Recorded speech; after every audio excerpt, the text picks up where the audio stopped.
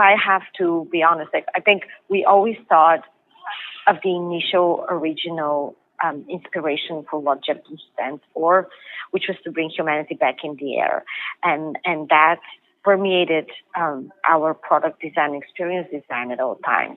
Hey, welcome to Unleashed, the show that explores how to thrive as an independent professional. I'm your host, Will Bachman. Unleashed is produced by Umbrex, the first global community connecting top-tier independent management consultants with one another. I'd like to welcome John H., Pierre C., and Alp S., who recently signed up to receive the weekly Unleashed email, which includes a summary of each episode, transcripts, and bonus materials.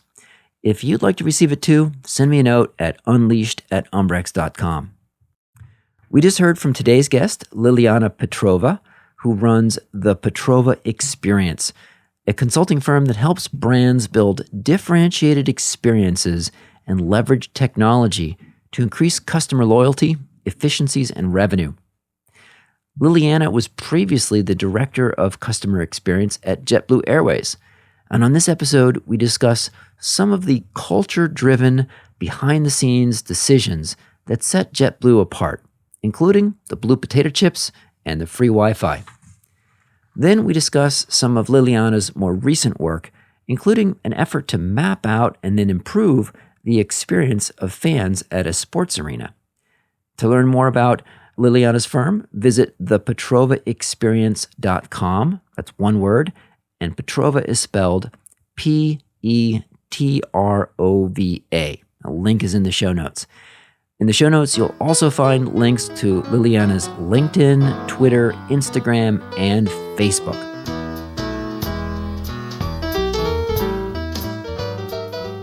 Hello, Liliana. Welcome to the show. Thank you, and thank you for having me.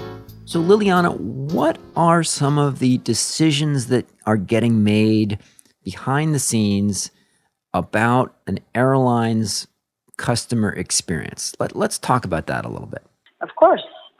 I mean, I would start with there are many more decisions than people think. I think the airline industry is probably the most complex that I have ever encountered in my career. And one of the things that really struck me early on was the complexity of how the magic happens and how much one decision can impact the whole system. From what airplane you're going to use, how you're going to map your, what we call the network, how you're going to map where the planes fly first, second, and third, to managing scheduling of flight attendants and pilots, to even thinking through catering and which stations will offer catering, which wouldn't, because sometimes a plane that's going to go to 3-4 places may not offer catering on the first flight, but the second and the third needs very robust catering offerings. So it is really unbelievable how complex it can get. So you were at JetBlue for a number of years in working on customer experience there.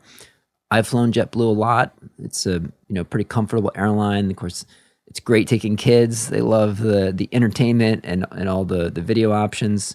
Tell us some of the decisions that JetBlue has made about the customer experience and, contrast that with some other airlines.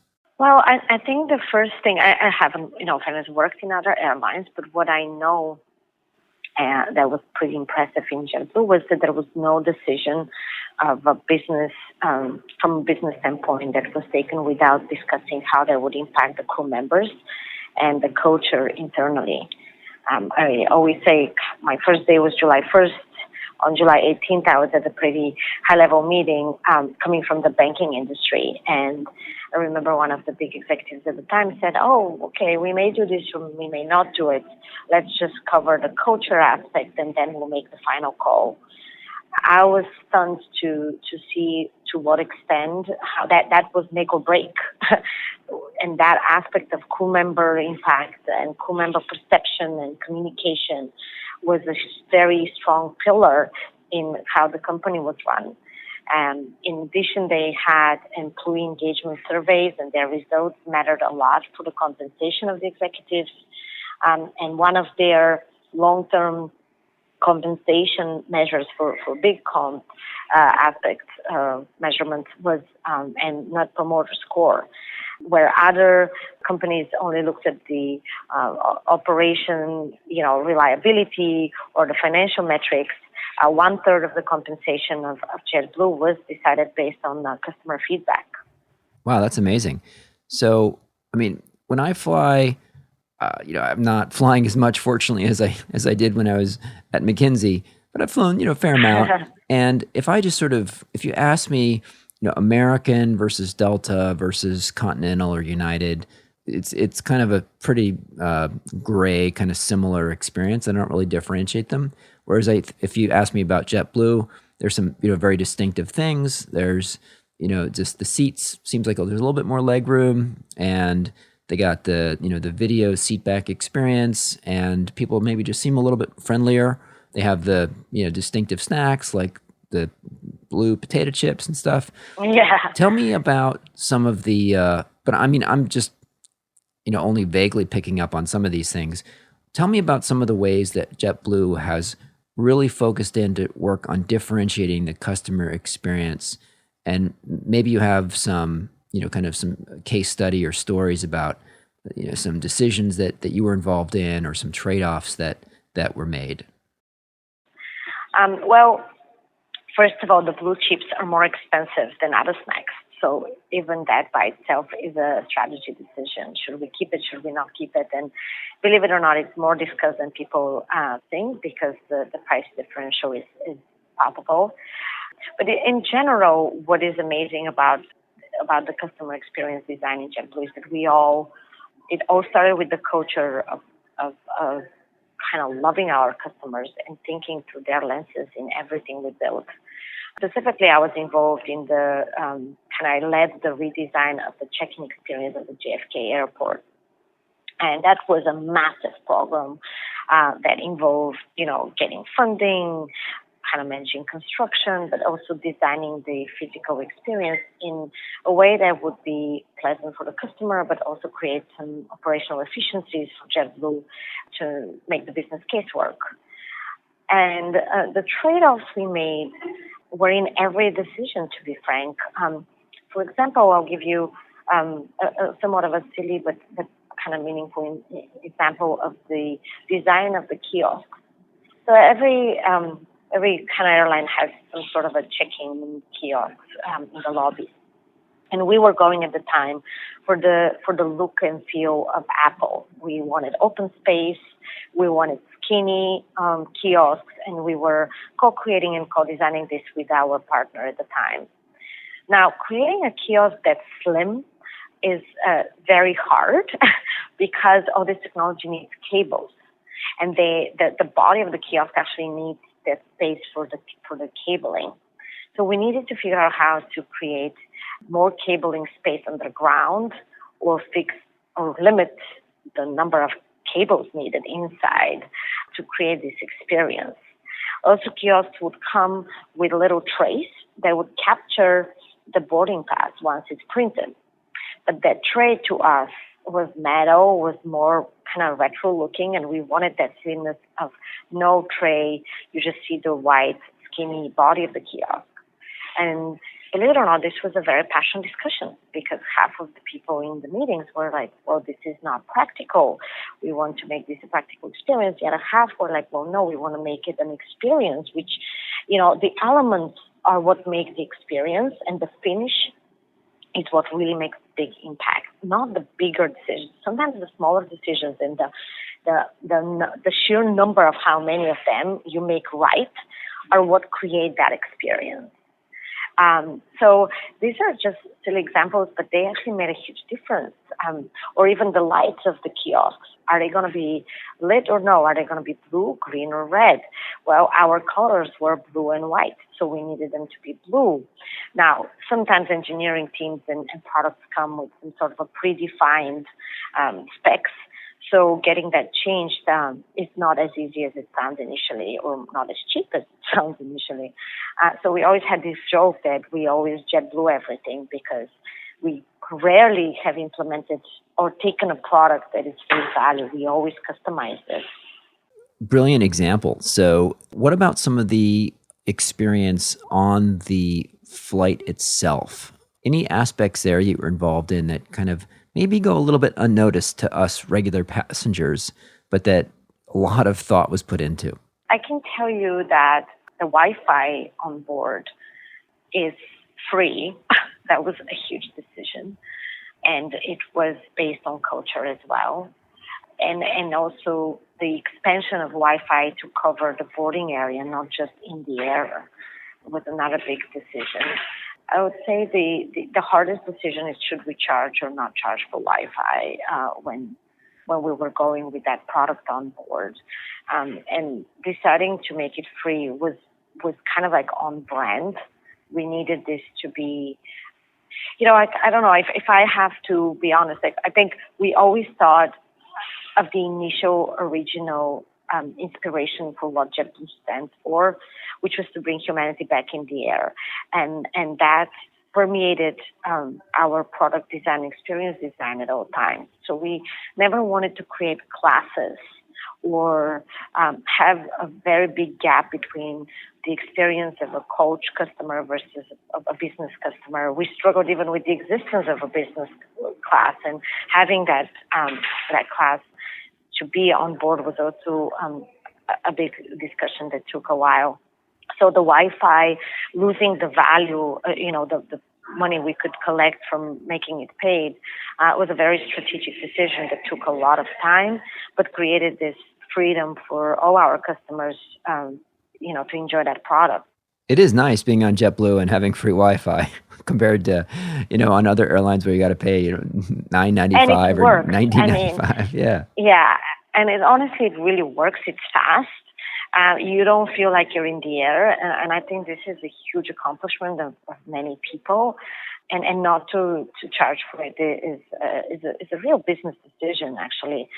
I mean, also lately in the industry, there's a huge discussion around should you keep the TVs? I don't know if you're aware, but some argue that so many people bring their own devices, and now with the internet, people can watch whatever they want and stream their own content. So TVs are kind of thing of the past. Should you really do this? It's so hard to maintain these devices. Usually we have complicated relationships with partners that we cannot live without to have this TV content on board. So that's another decision and kind of a conversation that I think every airline has. And for us, having the entertainment on board is such a core part of who we were that keeping them was a strategic decision as well as part of the product offering. My kids would certainly be disappointed if we got on a JetBlue flight and the TVs were not there. They look forward to being able to pick their own videos, even though, we could download the video ahead of time and bring it on the iPad or something. It is, they get a kick out of that, having that choice. Liliana, fantastic. So you are no longer at JetBlue. You're now running your own consulting practice focused on the customer experience. Could you give us an example of the type of project that you're doing now? Sure. There are a couple of different ways we approach customer experience. The first one is through culture and putting the customer at the center of how organizations are getting set up, how they manage their people, their processes, and their product development. This is a very big task list. So we start at the top, and we usually meet with the executive team that hopefully is already on board with the idea that culture takes a lot of work and engagement from all layers in the organization.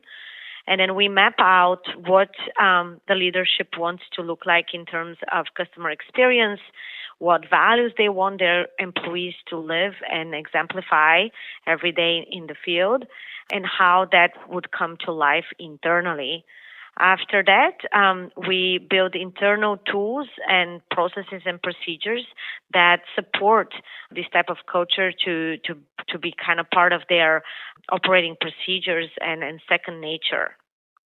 A second type of approach to customer experience is when an organization either is pivoting from B2B to B2C, or when an organization already has a great experience but needs to increase their impact and is growing fast or is entering another geography. This is when we come into play and we help with how do you grow something that already is good in order to expand the business. And sometimes we have customers that intuitively know that their customer experience could be better. Most of them even know some of the things that are causing the bad experience. And that's when we do customer experience audits and we bring a comprehensive plan of what the customer experience looks like today, what it would be tomorrow in their ideal future state, and how to prioritize the gaps. Because sometimes it can get overwhelming when you really dive into the details. So we help organizations understand where is the pain point that's worth investing money and what pain points customers feel, but they will not leave the brand even though they're still there. Talk to me in some detail about how you go about doing one of these customer experience audits. I'd love to hear, do you just sort of ask customers to tell me what happened, or do you go through it yourself as a customer and document each step along the way? So how do you actually, measure and observe and then communicate the current state of the customer experience? Yeah, well, I mean, it is all of the above. It's fascinating how much is out there if you want to really look and read. First, it's perception versus reality.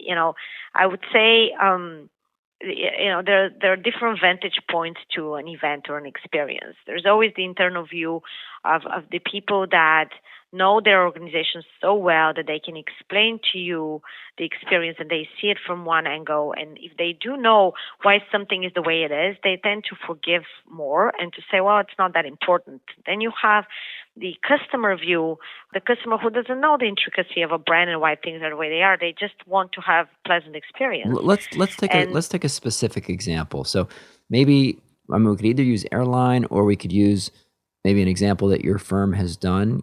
We don't, you can sanitize it, but give me a specific industry so we can talk about a specific. For example, we recently looked at the entertainment industry at an arena, and we were doing an audit for them to understand what is the customer experience. Like a sports arena kind of thing? Yes, a sports arena going to see a sports event. So it was looking into fan experience. Okay, so the fan experience at a sports event. So how would you go about measuring that? There's, did you? Well, you go to a game.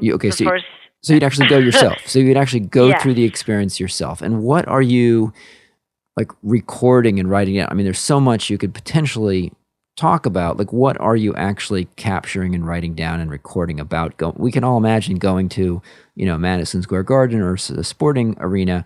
What are you capturing? Yeah, sure. Well, there is a theory behind customer experience that has the backbone. The backbone of the skeleton of a customer experience is the so-called journey.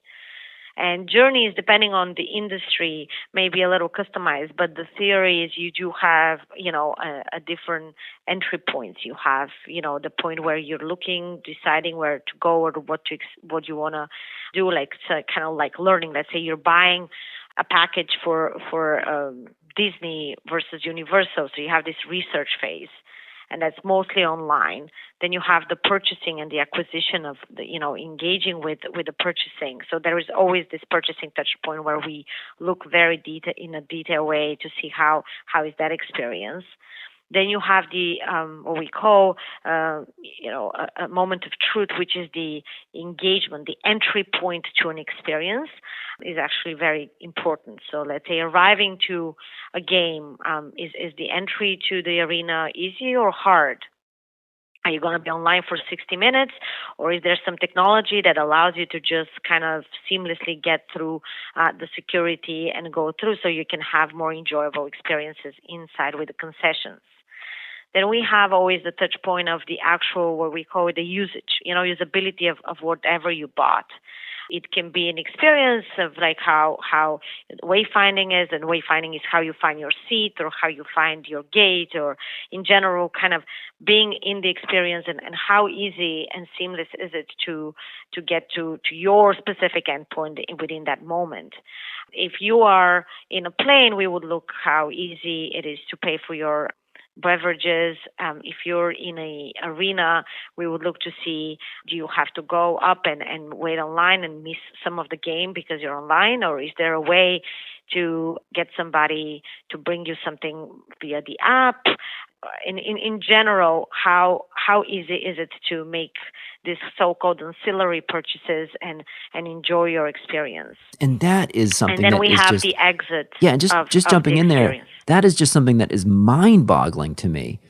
When you're at events, of how bad generally the experience of buying stuff is at an event. Yes. Like, they charge so much money, which is okay. You're at like a Mets game or whatever. They charge so much money for it. You would think, like, if I was running that arena, oh my God, I'd want to make sure that people could get through the line as quickly as possible, right? Yes. But when you're a sporting event, because you can buy more, right? If it's easier, I think that the business case of these type of investments really is that you will increase the occurrences if the throughput is higher, right? So you get more people to buy, so then maybe they'll buy more times. It's not going to be just once. And maybe if it's so easy, if you have a child with you and they want Skittles, for example, if it's a matter of me punching a few buttons on an app, I'll buy them versus me imagining being online just for a little bag of candy. So there is a lot to be desired, to be frank, across the board, and we're really passionate about what can be done because the technology is there.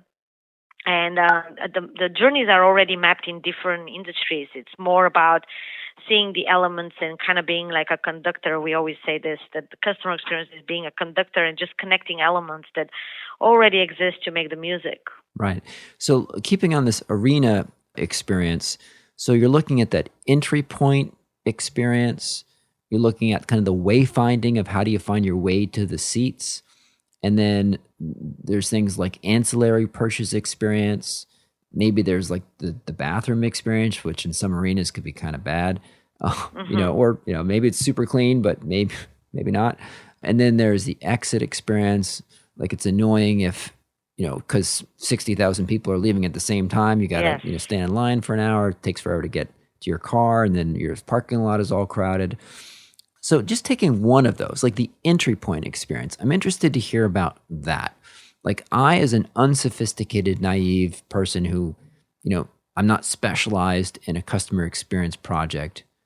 I mean, I could probably think of some things to talk about, like how long does the average person stand in line, and what are people doing in line? Is there things to kind of entertain you, or to maybe it could be better or worse? Like, are you cold? I mean, are you standing out in the rain? But how does someone like yourself, who has really studied this and developed expertise in it, just on that one aspect of the customer journey, how are you qualitatively or quantitatively measuring and documenting just the entry point experience of the arena? Well, I mean, specifically the waiting, nobody likes waiting. And that specific touch point seems to be a very big pain point across industries, and customers tend to be very loud about it. So specifically for this arena, there were many, many complaints about long lines and just terrible experience. And also when you yourself go in the prime time, you can see the long lines. In JetBlue, we knew it was bad because people would miss their flights. Sometimes the stakes are even higher, and you can see that's a problem. And I did also work a little bit in the Specialty Food Association this year, and we had a big food show in the Javits Center where, again, you can observe the huge lines that form. So there is this whole, almost engineering commonality across industries of the bottleneck when you have a lot of people, many people coming at the same time for good reasons, and having some sort of a bottleneck because of most of the times it's security or safety, but sometimes it's pure processing, right? Like just verifying that you are allowed to enter.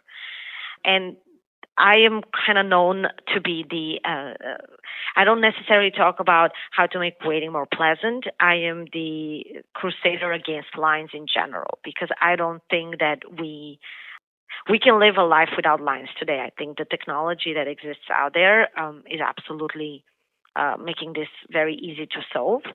You can either verify people digitally. You can put different things at the entry points that very, very quickly, in a matter of seconds, can verify people, even from a security checkpoint. And I learned that by doing the biometrics boarding for JetBlue Airways. There's very safe and privacy responsible way to verify people in a matter of seconds, which means all these people can really be processed in a matter of minutes. So, what are some ways that you communicate to your clients, the senior clients that you're serving, the customer experience that you've documented? So, I mean, old school would be, PowerPoint pages with graphs that say here's the average wait time and the distribution or whatever.